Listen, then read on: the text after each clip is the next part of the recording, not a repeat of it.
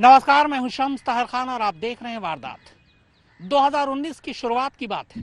America और चीन में ठनी हुई थी। ऐसा लग रहा था कि दोनों देशों के बीच कहीं जंग न हो जाए। फिर 2020 में भारत और चीन के बीच तनाव जैसे हालात बन गए। चीन ने घुसपैठ की और फिर लगा कि भारत और चीन के बीच कहीं जंग न हो जाए। इस बीच में कोरोना आता है और पूरी दुनिया पर कहर बरसाता है। इस वक्त कोरोना के पूरी दुनिया में लगभग 16 करोड़ मरीज हो चुके हैं। ज्यादातर ठीक भी हो गए, लेकिन करीब 36 लाख मरीजों की जान गई। इनमें से अकेले 6 करोड़ के करीब कोरोना के केस सिर्फ भारत और अमेरिका में हुए। करीब 6 लाख लोगों की मौत इन्हीं दो देशों में हुए। यानी चीन का जो सबसे बड़ा दो दुश्मन है, अमेरिका और भारत, कोरोना की गाज सबसे ज्यादा वहीं गिरी। अब सवाल ये उठता है कि ये कोरोना एक महामारी थी या फिर महासाजिश। कहीं कोरोना जो पूरी दुनिया को अपनी चपेट में जिसने लिया, वो चीन की साजिश का नतीजा तो नहीं है? यानी ये बायोलॉजिकल वेपन तो नहीं है, जैविक हथियार तो नहीं है जिसकी टेस्टिंग चीन ने की?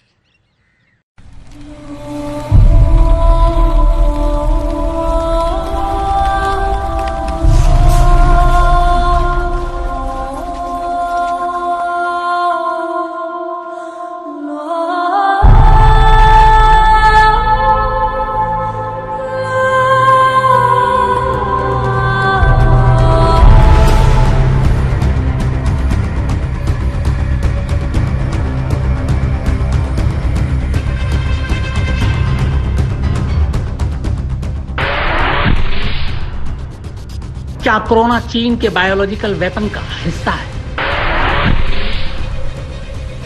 क्या कोरोना के जरिए चीन ने जैविक युद्ध की टेस्टिंग की है? क्या चीन वुहान की लैब में अब भी जैविक हथियार बना रहा है? क्या चीन तीसरे विश्व युद्ध की तैयारी इन्हीं जैविक हथियारों से कर रहा है?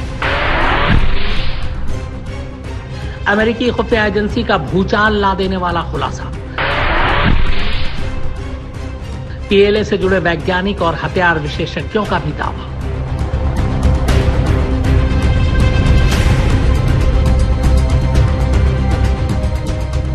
न कहीं ऐलान जंग हुआ, न कहीं फौज तैनात हुई और न कहीं कोई बमबारी हुई, लेकिन फिर भी दुनिया भर के लाखों लोग पेड़ के पत्तों की तरह झड़ गए, मर गए। देश के देश तबाह और बर्बाद हो गए। अर्थव्यवस्थाएं काल के गर्त में समा गई। दहशत इतनी फैली जितनी एटम बम के गिरने से भी नहीं फैली। यही निशानी है जैविक हथियार की। इसे ही बायोलॉजिकल वेपन कहते हैं। इतिहास गवाह है कि जब भी इस तरह की कोई अनसुलझी पहेली सामने आती है तो साजिशों की बू आने लगती है। ऐसा ही कुछ शक व शुबा कोरोना वायरस और उसके अचानक फैलकर तबाही मचाने को लेकर भी जाहिर किया जा रहा है। Well, if they were knowingly responsible, certainly. If it was a mistake is a mistake. But if they were knowingly responsible, yeah, then there should be consequences. ये सवाल पूरी दुनिया की फिजा में तैर रहा है कि कहीं ये किसी जैविक युद्ध या बायोलॉजिकल वार का प्रयोग तो नहीं है, या फिर चीन से जैविक आतंकवाद या बायो टेररिज्म की शुरुआत तो नहीं होने जा रही। जब से कोरोना वायरस आया है और जब से लोगों को कोरोना वायरस ने जकड़ा है और मौत का लोग शिकार हुए हैं, इतनी बड़ी तादाद में लोग मरे हैं और ये तादाद बढ़ती जा रही है, तब से एक आम सवाल लोगों के दिल में कभी कभी पैदा होता है कि कहीं ये बायोलॉजिकल वारफेयर का हिस्सा तो नहीं है, कहीं ये बायो टेररिज्म तो नहीं है। और अगर ये ऐसा है तो हम इस बात को कहने पर मजबूर होंगे कि इंसान अपनी रिसर्च को और इंसान अपनी दानिश्वरी को, अपनी अकल को, अपने साइंस को कैसे मुल्कों की और लोगों की तखरीब के लिए, उनको मारने के लिए बगैर किसी हथियार के कोशिश करता है। और इस तरह की रिसर्च करीब 18 ऐसी लेबोरेटरीज हैं वर्ल्ड में जहाँ पे होती है, लेकिन उनका इंटेंशन ये नहीं होता कि वो इस तरह की वॉर फैलाएं। लेकिन कुछ लोगों ने ये अंदाजा लगाया है कि जिस तरह से केमिकल वॉरफेयर हुई थी, उसके बाद एटॉमिक वॉरफेयर हुई थी, एटम बम छोड़ा गया था, second world war, first world war and third world war अगर होगी तो वो इस तरह के किसी बायोलॉजिकल वेपन से होगी, वो तोपों से नहीं होगी, वो टैंकों से नहीं होगी। और बायोलॉजिकल वॉरफेयर ये बहुत पुरानी एक साइंस है। कोरोना का कहर तो दुनिया पर पिछले 1 साल से टूट रहा है और जब इसकी शुरुआत हुई थी तब भी ऐसी बातें कही गई थी, मगर तब कोई सबूत नहीं था। अब है।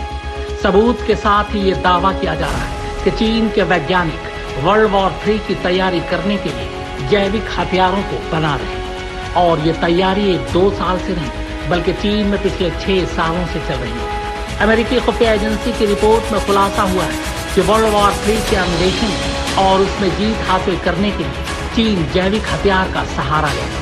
बस सही वक्त की तलाश में है चीन। वो वक्त आने के बाद ड्रैगन दुनिया के ऊपर जैविक हथियार छोड़ सकता है।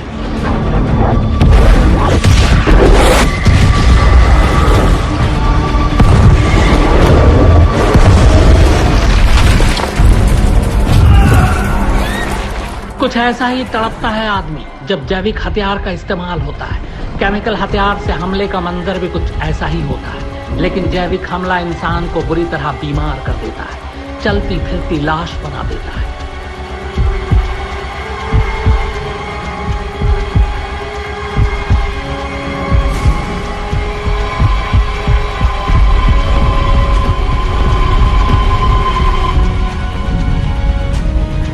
बायोलॉजिकल वेपन्स जो हैं आमतौर पर इंसेक्ट्स को मॉडिफाई करके या बैक्टीरिया को मॉडिफाई करके या आजकल वायरस को मॉडिफाई करके बनते हैं और इस पर मुस्तकिल रेगुलर रिसर्च हो रही है कि हम कैसे ऐसे जरासीम। आपको याद होगा कि जब अमेरिका में 9/11 का इंसिडेंस हुआ था तो बहुत से लोगों को कुछ गोपनीय लिफाफे मिले थे और उनमें एंथ्रेक्स एक फंगस होता है उसका इन्फेक्शन पाया गया था और बहुत से लोगों की मौत हुई थी उसमें। तो इसी तरह से जब ये कोरोना वायरस फैला तो लोगों को शुबा हुआ कि ये कहाँ से चिमगादड़ वाली बैट वोमन आई, कहाँ से वायरस आया, चाइना में फैला, फिर चाइना में बंद हो गया, अब चाइना में खुशहाली हो गई, बाकी मुल्क में लोग रोज मर रहे हैं लाखों की तादाद में। तो कहीं ना कहीं इस पे भी काम हुआ है और एक लोग मॉन्टेग्नियर एक साइंटिस्ट थे जिन्होंने एड्स के वायरस पे काम किया है और उनका ये कहना है कि शायद इसमें आमेजिश की गई है। चीन का मकसद दुश्मनों के मेडिकल फैसिलिटी और अर्थव्यवस्था को तहस नहस कर देना है ताकि दुश्मन खुद उसके आगे घुटने टेक दे, और ऐसा हो भी रहा है। खुले तौर पर चीन के 2 दुश्मन हैं, अमेरिका और भारत। कोरोना की इस तबाही पर नजर डालें तो सबसे ज्यादा तबाही इन्हीं देशों पर आई है। दुनिया में कोरोना के मामलों में भी भारत और अमेरिका ही टॉप पर है और अब हमारे देश के साथ साथ अमेरिका की भी ये हालत हो गई है कि इस सदमे में उबरने में सालों लग जाएंगे। इसीलिए लगातार अमेरिकी नेता, अधिकारी और खुफिया एजेंसियां ये सवाल उठा रही हैं कि कोरोना की शुरुआत कहां से हुई, इसकी जांच होनी ही चाहिए और चीन का मकसद भी दुनिया के सामने आना चाहिए। अमेरिकी खुफिया अधिकारियों के हाथ एक ऐसा चीनी दस्तावेज लगा है जिसकी जांच के बाद ये दावा किया जा रहा है कि वुहान में मौजूद एक वायरोलॉजी लैब का कोरोना वायरस से न सिर्फ गहरा रिश्ता है बल्कि वुहान लैब में चीन बायोलॉजिकल हथियार तैयार करने की कोशिश कर रहा है और इसी दौरान वायरस लीक हुआ। लिहाजा चीन पर बहुत बड़ा सवाल उठ रहा है कि कहीं उसने जानबूझकर तो नहीं पूरी दुनिया को इस मुसीबत में झोंक दिया है। क्या कोरोना का यह वायरस उसके बायोलॉजिकल वेपन का हिस्सा है जिसकी चीन टेस्टिंग कर रहा था?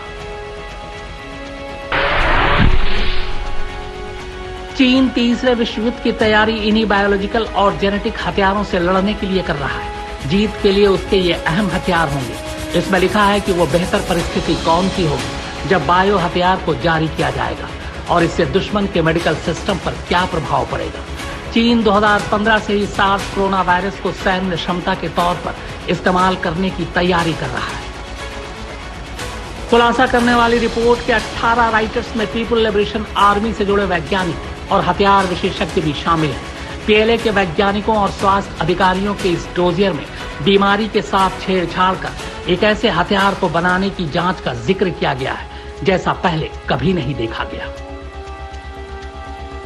वरिष्ठ चीनी अधिकारियों ने चीनी राष्ट्रपति शी जिनपिंग के करीबी लोगों के इरादे पर डर जाहिर किया है क्योंकि इसमें बताया गया है कि कौन से हालात में इस तरह के हथियार को जारी किया जाए ताकि ज्यादा से ज्यादा नुकसान हो सके। इतना ही नहीं, डोजियर में यह भी लिखा है कि ऐसे हमले साफ दिन में नहीं किए जाने चाहिए क्योंकि सूरज की रोशनी रोग जनकों को मार सकती है जबकि बारिश या बर्फबारी दिशा प्रभावित कर सकते हैं। इसीलिए जब हवा शांत हो तभी टारगेट पर निशाना लगे। इतनी डिटेलिंग का मतलब ही ड्रैगन का मिशन कुछ और है। द वीकेंड ऑस्ट्रेलियन नाम की मैगजीन की रिपोर्ट में यह दावा किया गया है कि चीन की पीपल्स रिपब्लिक ऑफ चाइना के वैज्ञानिक कोरोना वायरस को एक जैविक हथियार की तरह देख रहे थे और इसके बारे में चीन के राष्ट्रपति शी जिनपिंग और उनके काफी करीबी लोगों को मालूम था।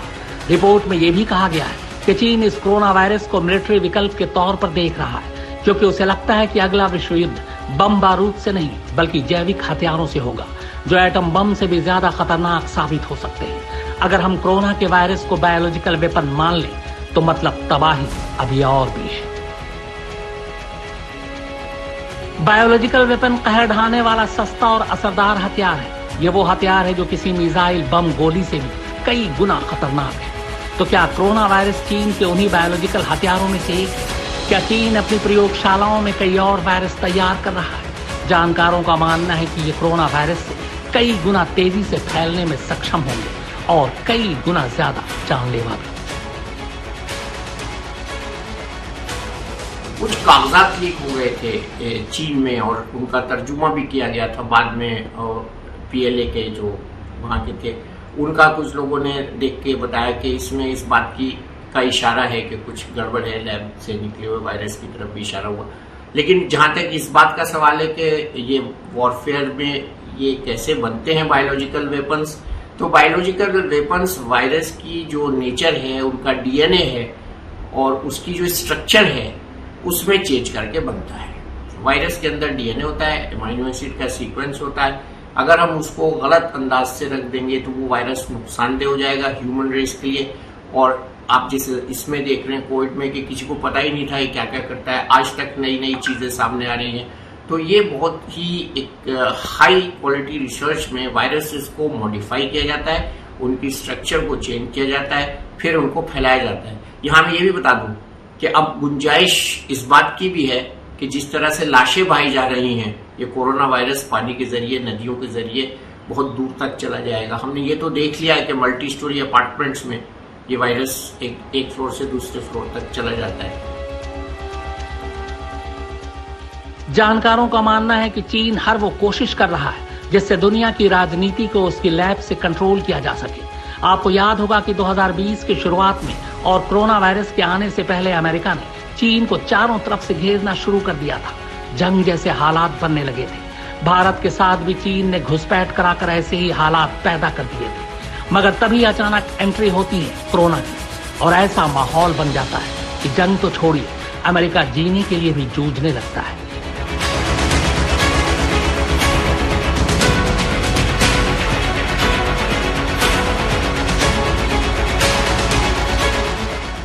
वही हाल आज हमारे देश का हो रहा है, जबकि चीन में लोग पहले जैसी ही जिंदगी जी रहे हैं।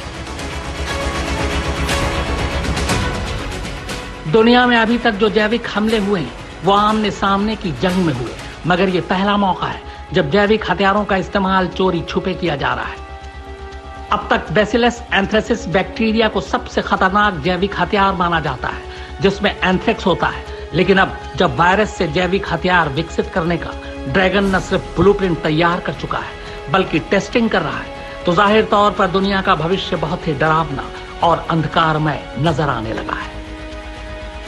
ये इतना खतरनाक हथियार है कि एक बार इंसान इसकी चपेट में आ जाए तो इसे काबू में करना बेहद मुश्किल होगा।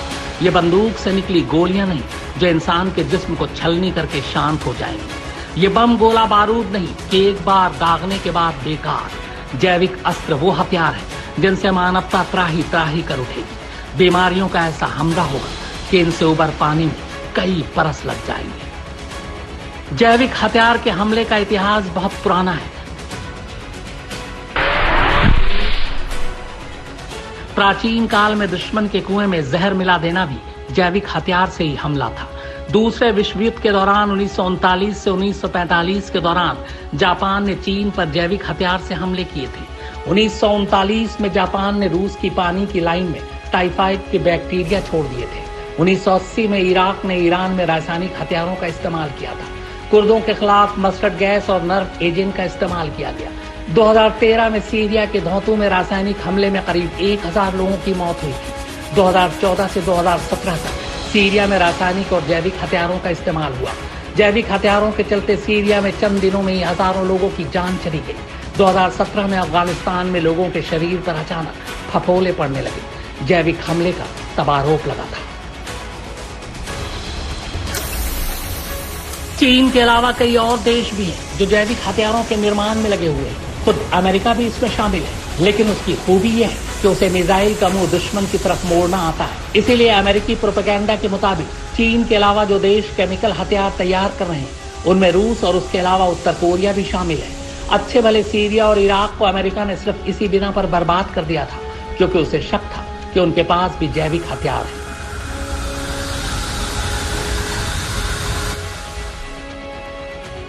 जो देश ये खतरनाक हथियार बनाने में जुटे हैं उनमें America, Israel, Britain, France, Germany, दक्षिण अफ्रीका, ताइवान, जापान, कनाडा जैसे देश शामिल हैं। कैमरामैन विनोद शिकारपुरी, फारूक माब हैदर और सुप्रतीम बनर्जी के साथ शम्स ताहिर खान, आज तक। नागासाकी और हिरोशिमा पर गिरे एटम बम का असर आज भी वहां के लोग भुगत रहे हैं। भोपाल गैस का असर आज भी है। बायोलॉजिकल वेपन यानी जैविक हथियार का असर कुछ ऐसा ही है। अगर ऐसा होता है तो फिर बरसों लोगों को इसे झेलना होगा। यही वजह है कि चीन की इस साजिश का खुलासा होने के बाद दुनिया डरी हुई है। क्या तीसरा विश्व युद्ध यानी थर्ड वर्ल्ड वॉर चीन सचमुच बायोलॉजिकल वेपन के जरिए लड़ना चाहता है? और अगर हाँ, तो फिर दुनिया उसे रोकने के लिए क्या कर रही है? अमेरिका का ये रवैया न्यूक्लियर हथियारों को लेकर भी रहा है कि खुद के पास भले ही कितने न्यूक्लियर वेपन क्यों ना हो, मगर कोई और देश बना ले तो उससे दुनिया खतरे में आ जाती है। अगर इंसानियत को बचाना है तो ये दो मुहा रवैया नहीं चलेगा। इस धरती से न सिर्फ चीन और बाकी देशों के पास जैविक हथियार खत्म होने चाहिए, बल्कि अमेरिका को भी दुनिया के सामने अपने हथियार तबाह करने होंगे। तभी दुनिया सुरक्षित होगी, क्योंकि जैविक हथियारों की तरह न्यूक्लियर हथियार भले दुनिया के कितने देशों के पास हो, मगर आज तक उसका इस्तेमाल सिर्फ अमेरिका ने ही किया है।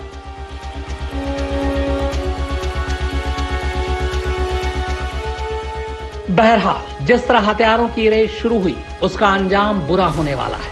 कोरोना वायरस संक्रमण को बायोलॉजिकल वेपन बताने की चर्चा के बाद इस बात की आशंका भी तेज हो गई है कि भविष्य में आतंकवादी भी जैविक हथियार का इस्तेमाल कर सकते हैं। फ्रांस ने यह चेतावनी बहुत पहले ही दे दी थी कि अगर आतंकियों के हाथ ये हथियार लग गए तो तबाही होगी। आतंकवादी जैविक हथियार यानी बीमारियों के कीटाणु, एंथ्रेक्स, पोलियो, एड्स या फिर दूसरी बीमारियों के कीटाणुओं को हथियार बनाकर हमला कर सकते हैं। यह पागलपन इंसानियत को तबाही के किस रास्ते पर ले जाएगी, इसे आसानी से समझा जा सकता है। अगर दुनिया के देशों में वायरस वॉर छिड़ गए तो इसका अंजाम इंसानियत के खात्मे पर ही होगा। इसका ट्रेलर दुनिया फिलहाल कोरोना की शक्ल में देख रही है, जो बायोलॉजिकल वेपन के आगे कुछ भी नहीं। कैमरामैन विनोद शिकारपुरी, फारूक माब हैदर और सुप्रतीम बनर्जी के साथ शम्स ताहिर खान, आज तक।